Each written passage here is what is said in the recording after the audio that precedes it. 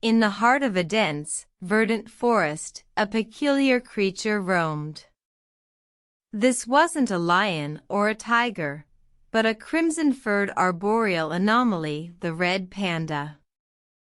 The red panda, named Kai, was a solitary creature, spending his days swinging from branch to branch, a spectacle of agility and grace.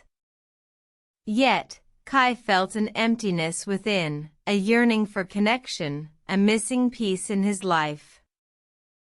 One day, Kai stumbled upon a peculiar stone, glistening with an ethereal light. Intrigued, he picked it up, and a voice echoed, "Only those with a thirst for connection can harness my power." Kai, though unsure, felt a surge of warmth emanating from the stone. He felt a connection, not just to the stone, but to the forest, the trees, and even the tiniest of creatures. Yet, this newfound connection came with a price. Kai could no longer hide in the shadows. He was now a beacon of light in the forest, attracting attention, both good and bad. One day, a hunter's trap ensnared Kai. He struggled, but the weight of the connection he had made felt like a chain. Kai realized that his newfound power was a double-edged sword. In his moment of despair, Kai remembered the stone's words.